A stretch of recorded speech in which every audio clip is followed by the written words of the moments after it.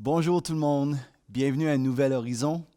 C'est déjà notre 11e émission et puis, wow, ça va tellement vite.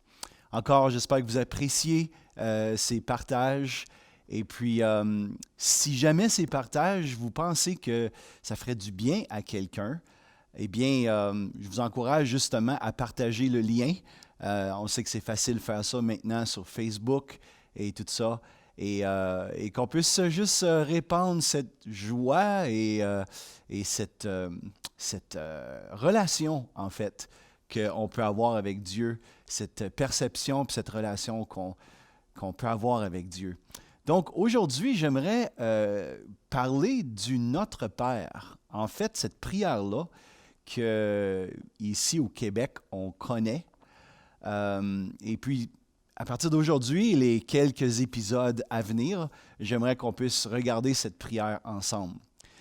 Le Notre Père, c'est une prière qui est vraiment intéressante. Et comme je disais, pour nous, ici au Québec, c'est une prière qui revêt une grande importance. Pourquoi? Parce que, en tout cas, ma génération, puis je sais que les générations avant moi aussi, on apprenait cette prière-là par cœur. Moi, je me souviens pas de grand-chose de la catéchèse plutôt que j'avais appris en étant enfant, mais je me souviens que on devait apprendre cette prière, le Notre Père, par cœur. Et puis, pour moi, je me souviens en tant qu'enfant, je l'avais vraiment apprise par cœur, puis je la récitais à tous les soirs avant de me coucher. C'était la dernière chose que je faisais vraiment avant si on peut dire, fermer nos yeux puis partir dans le pays des rêves. Et je récitais cette prière-là et je la récitais un peu, aujourd'hui, quand j'y pense, c'était un peu comme une formule magique en pensant que cette prière-là, encore d'une façon magique, je sais pas, me connecterait avec Dieu, m'accorderait de la faveur. Je ne sais pas trop ce que je pensais vraiment, mais je savais que c'était important. Et j'ai fait ça pendant assez longtemps. À un moment donné, j'ai vieilli, puis ça a sorti un peu de mes habitudes. Mais je sais que bon nombre de Québécois, encore aujourd'hui, récitent cette prière. Et puis, c'est une prière qui est encore importante pour plusieurs personnes. Mais en fait, c'est une prière qui est importante. Et j'aimerais qu'on puisse la regarder, mais surtout regarder qu'est-ce qu'elle veut dire réellement, cette prière. Et dans Matthieu, cette prière, en fait, se trouve dans l'Évangile de Matthieu, le chapitre 6, et le verset 9, 10, jusqu'au verset 13. Donc, je vais le lire, et ensuite, on va essayer de la décortiquer, du moins une partie aujourd'hui. Donc Jésus dit à ses disciples, « Voici donc comment vous devez prier. Notre Père qui es aux cieux, que ton nom soit sanctifié, que ton règne vienne, que ta volonté soit faite sur la terre comme au ciel. Donne-nous aujourd'hui notre pain quotidien. Pardonne-nous nos offenses, comme nous aussi, nous pardonnons à ceux qui nous ont offensés. Ne nous induis pas en tentation, mais délivre-nous du mal.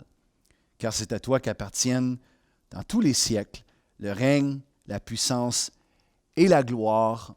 Amen. » Donc, je suis certain que, encore, pour certains d'entre vous, peut-être vous auriez pu la réciter comme ça, encore par cœur, pas besoin même de la lire dans la Bible.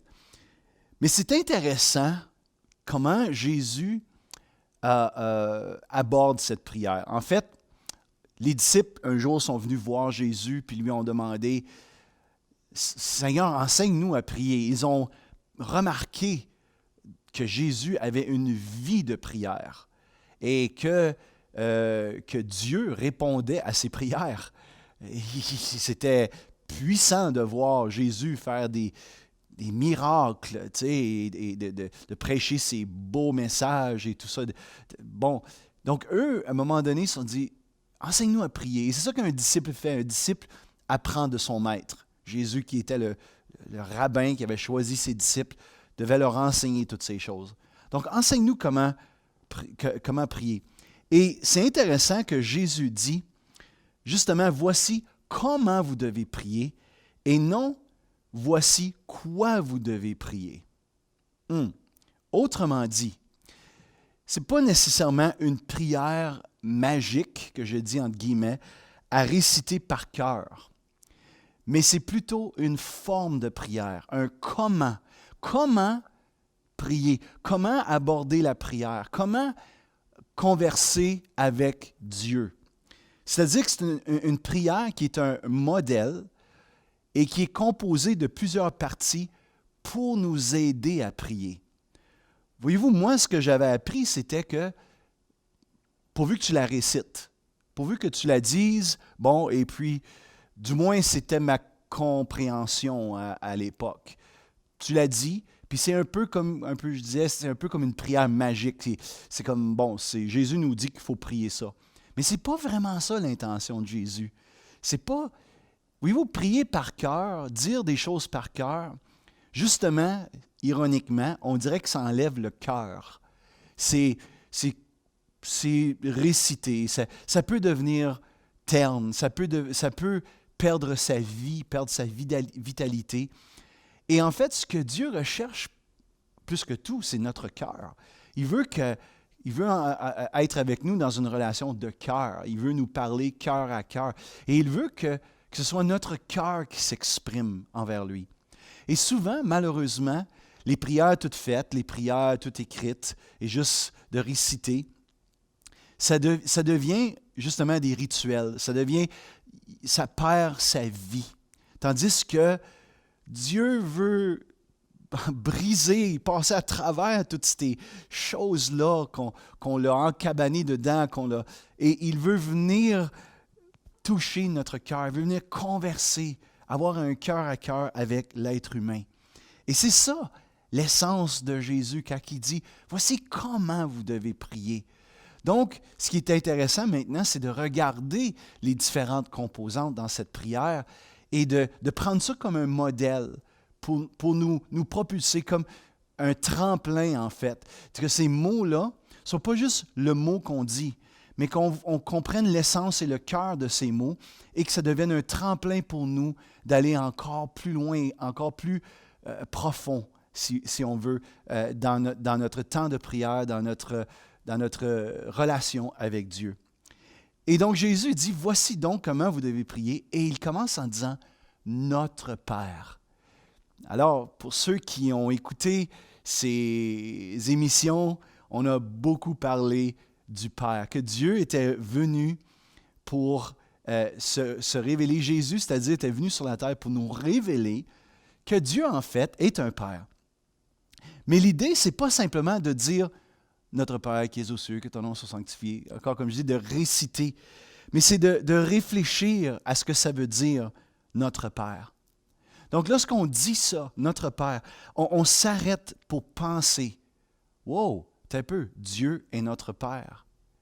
Voyez-vous, c'est tellement ironique parce que, comme je vous disais, moi, j'ai récité cette prière pendant longtemps, je dirais des années peut-être, sans jamais saisir le sens et m'arrêter sur le sens de notre Père. Jésus, il ne dit pas « Voici comment vous devez prier, ô Dieu très saint » ou bien Dieu tout-puissant, créateur du ciel et de la terre. Non, il dit notre Père. Et comme je viens de dire, Jésus est venu pour révéler que oui, Dieu est très saint et oui, Dieu est tout-puissant, mais avant tout, il est un Père. C'est fascinant de constater que les Juifs, alors du temps de Jésus, eux avaient simplement l'Ancien Testament, n'est-ce pas, le Nouveau Testament. La vie de Jésus n'était pas encore écrite, les épîtres de Paul, tout ça n'était pas encore écrite. Donc, ils avaient l'Ancien Testament. Et c'est fascinant de constater que dans tout l'Ancien Testament, qui est, peut-être pour ceux qui ne savent pas, est beaucoup plus volumineux que le Nouveau Testament. Donc, dans tout l'Ancien Testament, on ne fait référence à Dieu comme un Père seulement entre 5 et 10 fois. On va dire comme ça. Entre 5, peut-être une dizaine de fois, où est-ce qu'on fait une référence directe à Dieu comme étant un Père. Parce que c'était pas, les Juifs ne comprenaient pas Dieu comme étant un Père. Ils comprenaient plutôt comme étant, comme je viens de dire, Dieu puissant, Dieu grand, Dieu saint. Mais dans le Nouveau Testament, après que Jésus soit venu et qu'il ait révélé Dieu comme un Père, ça dépend mais il y a autour de 244 références à Dieu comme un Père. Et le Nouveau Testament est beaucoup moins volumineux que l'Ancien Testament. Donc, wow, qu'est-ce que ça nous dit, ça? Ça nous dit justement, ce que j'essaie de dire, c'est que le Nouveau Testament est principalement une révélation de Dieu comme étant un Père qui aime ses enfants, qui veut aider ses enfants, qui veut être là pour eux, qui veut les conduire sur le bon chemin, mais que cette relation qu'il veut entrer avec nous, ce monde, c'est une relation de père-fils, père-fille. Voyez-vous, lorsque on voit Dieu comme un père, ça change tout. On en a parlé dans les émissions précédentes, mais la paternité de Dieu apporte tellement de sécurité, apporte tellement de guérison, apporte tellement d'assurance. On sait qu'on n'est pas seul sur cette terre. Donc, quand on sait que Dieu est saint, Dieu est tout-puissant, mais comme je disais, il est notre Père. Donc, nous avons un Père qui est saint, un Père qui est grand, un Père qui est tout-puissant. Je vais vous donner un exemple et ça va nous aider à comprendre. On peut dire que le président d'un pays ou le premier ministre d'un pays c'est discutable, mais est un des hommes, sinon l'homme ou la femme, le plus puissant du pays. OK? Et donc, les gens dans son entourage et les gens de la population le connaissent comme étant le président et qu'il a des pouvoirs, il est puissant, il a des droits de veto sur certaines lois, et des choses comme ça. Bon. Mais pour le fils du président, lui, le fils, son enfant, son fils, sa fille, il ne le voit pas comme étant le président. Il le voit comme étant leur papa. Et la relation qu'ils ont avec ce président, ce n'est pas une relation politique, c'est une relation personnelle, familiale, n'est-ce pas? Donc, ils ne vont pas voir leur père comme étant « Bonjour, monsieur le président », et ils font ses requêtes. Non, c'est « Papa, papa », puis ils vont jouer avec. Est-ce que ça enlève le fait que ce président, est-ce que ça enlève le fait qu'il est puissant? Est-ce que ça le rend moins puissant?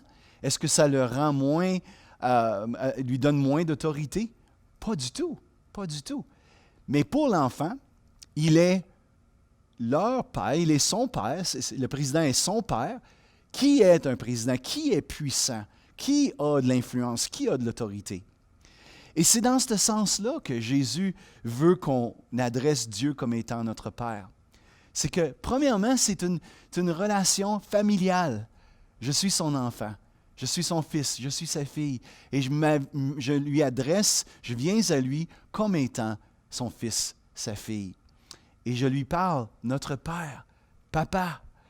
Et je sais que mon Père, il est grand, il est puissant.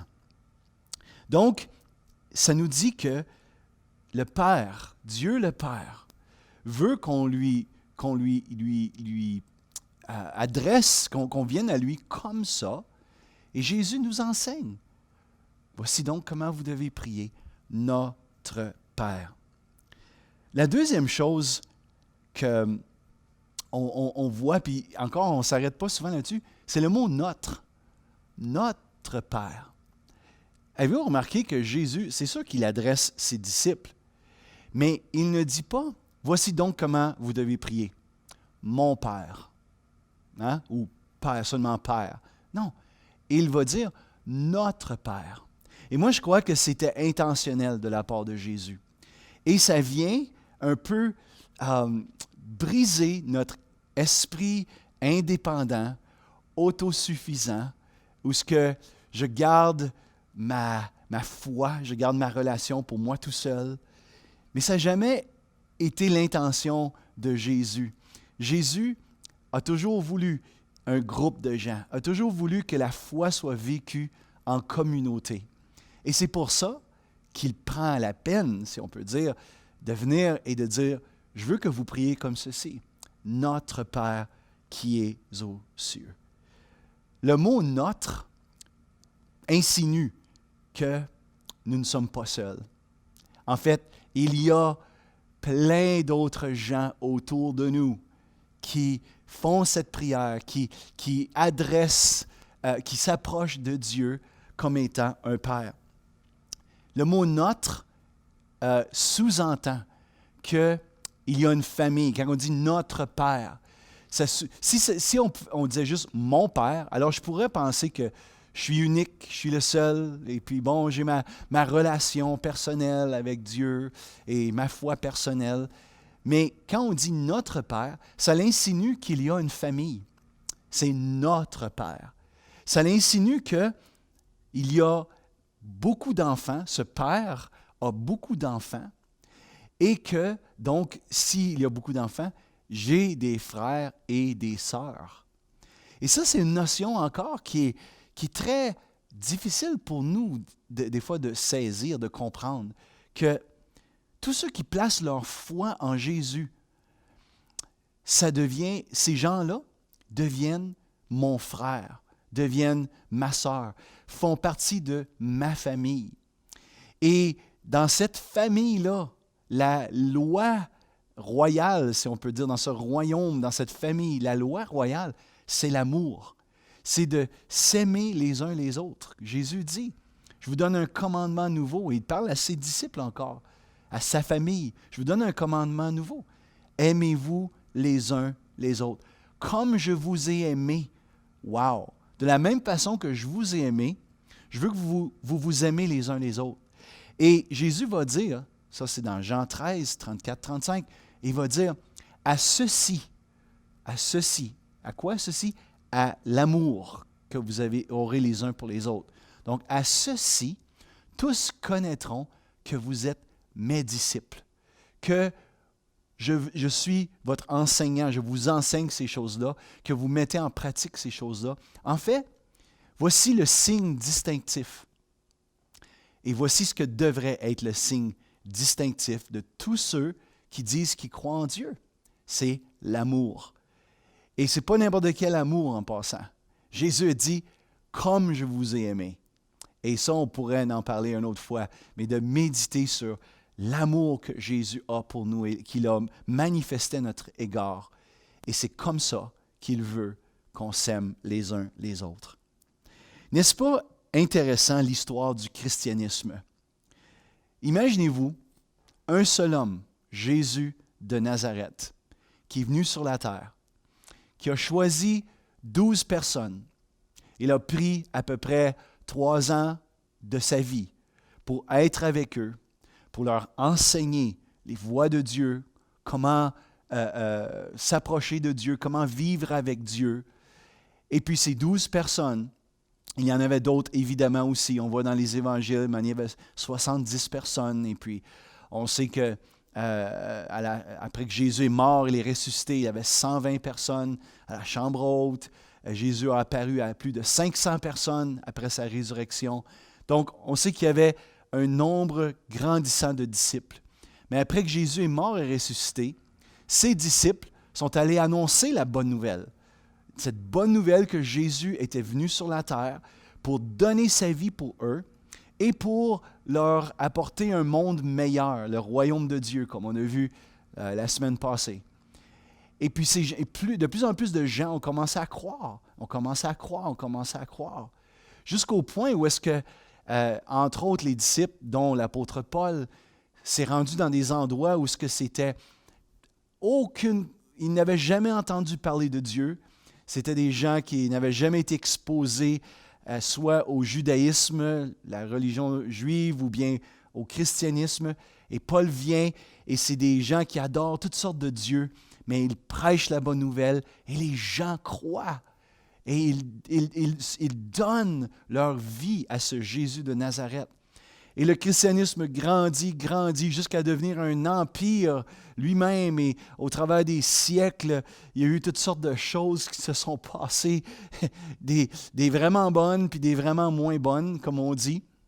Mais aujourd'hui, savez-vous qu'en 2020, les dernières statistiques, on nous dit que tous ceux qui se nomment chrétiens, qui sont influencés, maintenant il y a plusieurs branches, mais qui se disent de Jésus-Christ, le christianisme, on nous dit que nous sommes à peu près 2,4 milliards de personnes sur la Terre. Et ça, c'est à peu près 31% de la population mondiale. Pensez-y, à partir d'un seul homme, Jésus de Nazareth. C'est incroyable. Il fallait que cet homme-là soit spécial. Et oui, il était spécial, il est spécial. Il est Dieu lui-même, venu corporellement, prenant un corps d'homme pour donner sa vie en sacrifice, donner sa vie pour les fautes de l'humanité entière et pour nous montrer le chemin vers Dieu le Père. Pas juste vers le ciel, mais pour nous amener dans une relation personnelle avec Dieu le Père. Wow! Comment on fait partie de cette famille, notre Père? Comment on fait partie de cette famille? Bien, je viens de vous dire, Jésus est venu mourir sur la croix et il est mort, il est ressuscité d'entre les morts. Et lorsqu'on place notre foi, notre confiance en lui, en ce qu'il a fait à la croix et en sa résurrection, et qu'on reconnaît nos fautes, on lui demande pardon, on reçoit son pardon et on l'invite à venir vivre dans notre vie. Alors, il nous adopte. La Bible parle d'adoption. Il nous adopte dans sa famille et on devient vraiment ses fils et ses filles. Et ça, c'est extraordinaire. On fait partie de la famille. Et là, on peut prier cette prière avec une foi nouvelle, avec une joie nouvelle, sachant que on n'approche pas un Dieu qui est loin, qui est distant, qui ne se préoccupe pas de nous, mais on approche notre propre Père. On peut dire avec confiance, notre Père. Je vous encourage à faire ça, à donner votre vie à Jésus et à découvrir à quel point que c'est merveilleux de pouvoir appeler Dieu notre Père. Merci d'avoir été là. Et revenez la semaine prochaine pour une continuité dans cette prière-là qu'on connaît si bien, le Notre Père. Bonne semaine à tous.